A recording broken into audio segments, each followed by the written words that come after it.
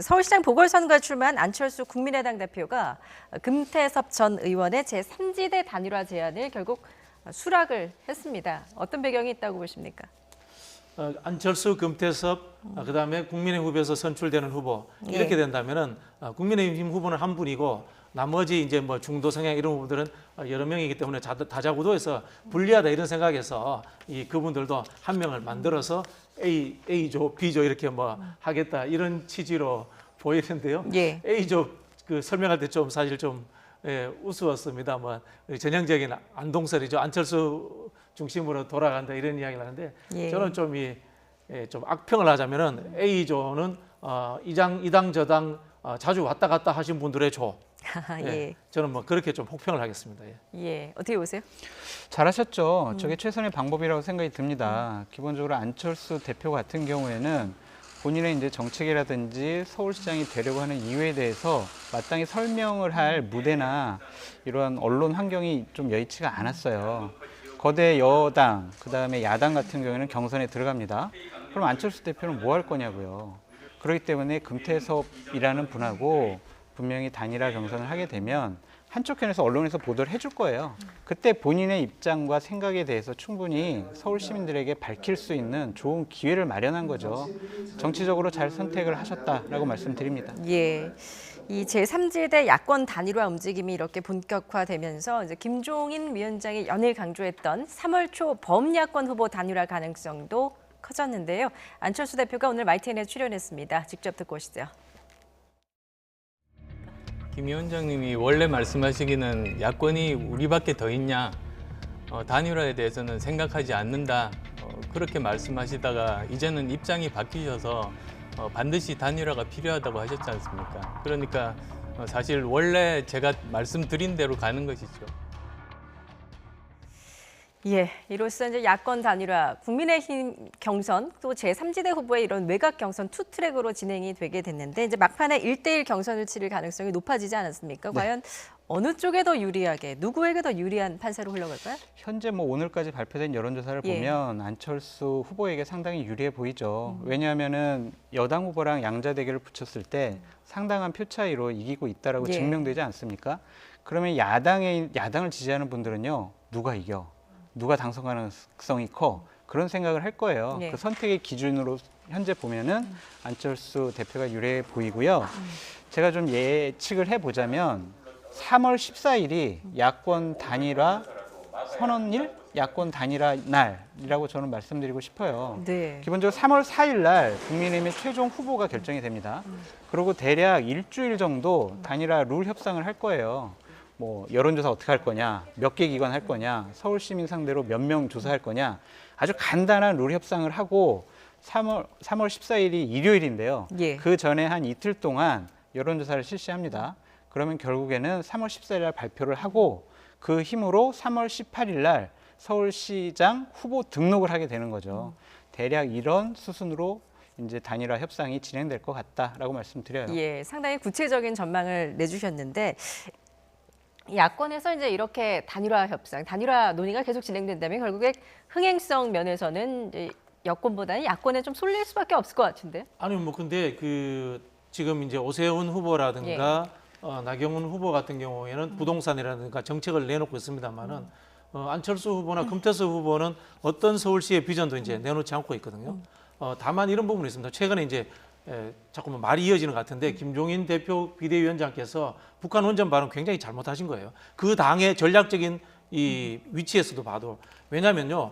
최근까지 지난주까지 안철수 대표를 김종인 위원장이 자주 저격했습니다. 예. 그러면서 안철수 대표 지지도가 조금씩 떨어졌었어요. 그런데 일부 여론조사에서는 나경원 후보가 앞서는 것도 나오기도 했단 말이에요. 근데 이분이 뜬금없이 이제 북한 원전 들고 나오면서 내부 갈등으로 가지고 온단 말이에요. 이 틈에서 안철수 후보는 기존에 있던 인지도를 바탕으로 해서 다시 또 이 금태섭 의원을 데리고 와가지고 미니 리그를 만들면서 이 흔히 하는 게임의 재미를 만들어가는 거예요. 예. 이 상황이 되다 보니까 다시 안철수 대표가 뜨는 것 같은데 저는 김종인 비대위원장이 다시금 이 자당 후보를 프로모션하고 안철수 대표를 이렇게 적절한 수준에서 이렇게 견제한다면은 결국에 가서는 국민의힘 후보가 야권 단일 후보가 되지 않을까 이렇게 예측을 해봅니다. 그렇군요. 제가 그냥 한 가지는 좀 말씀드리고 싶은데, 그러니까 북한 원전 뭐 이적 행위 이런 발언이 야당이 실수한 것이다 이런 식으로 말씀하시는데, 그거는 객관화된 여론조사를 통해서 우리가 확인해 볼 수 있을 거예요. 그러니까 흐름이 이제 월요일부터 이번 수요일까지 어떤 흐름으로 갔는지 분명히 YTN에서 보통 목요일 날 여론조사 발표하지 않습니까? 네. 내일 한번 여론조사도 봐야 될 것 같고, 금요일 날 갤럽 여론조사도 보고 그렇게 판단하는 것이 좋겠다라는 생각이 듭니다. 예, 최근 그 서울시장 보궐선거 여론조사 2건이 나왔는데 지금 여기서 박영선 전 장관이 상당히 선전을 하는 것으로 나타났습니다.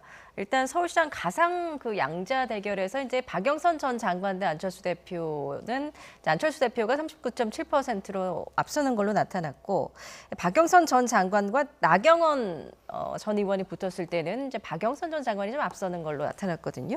어떻게 해석하십니까? 안철수 대표 같은 경우에는 그 예. 지난 그 서울시장 선거에도 나왔을 때 예. 여론조사는 제법 표 차이가 나는 2등이었어요. 예. 근데 결과는 이제 3등이었거든요.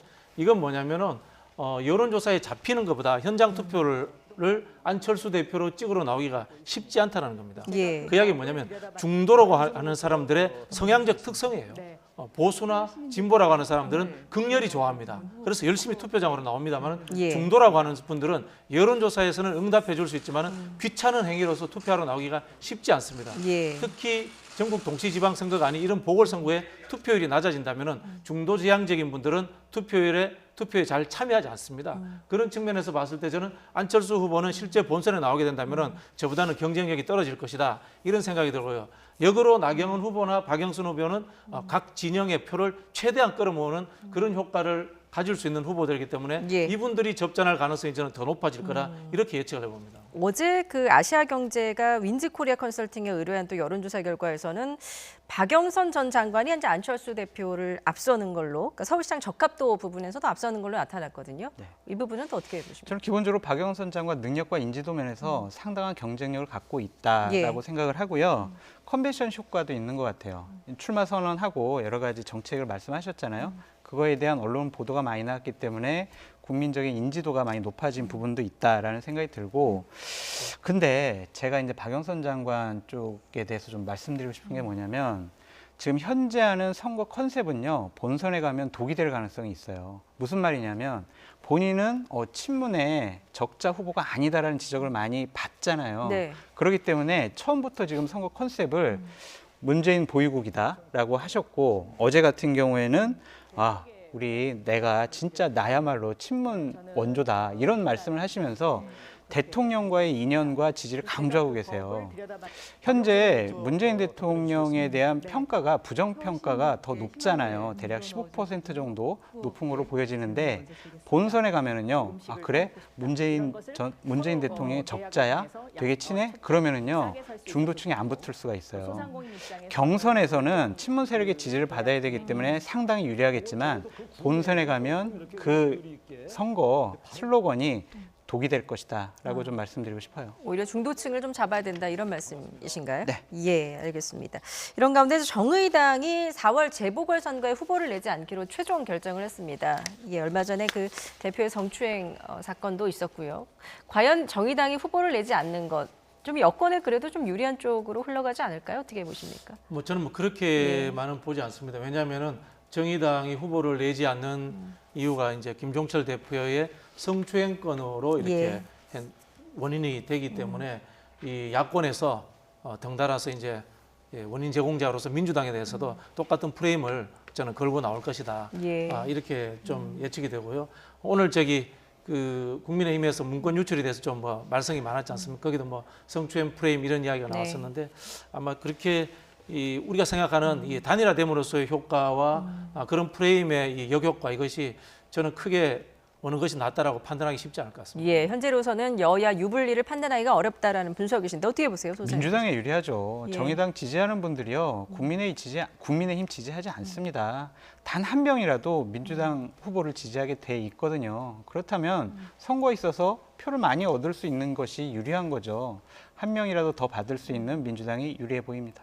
예, 알겠습니다. 4월 재보궐선거 이제 2달 앞으로 다가오면서 지금 선거전이 점점 뜨겁게 달아오르고 있는 것 같습니다. 오늘 두 분 말씀 여기까지 듣도록 하겠습니다. 박진영 더불어민주당 상근 부대변인, 장성철 공감과 논쟁 정책센터 소장과 함께했습니다. 잘 들었습니다.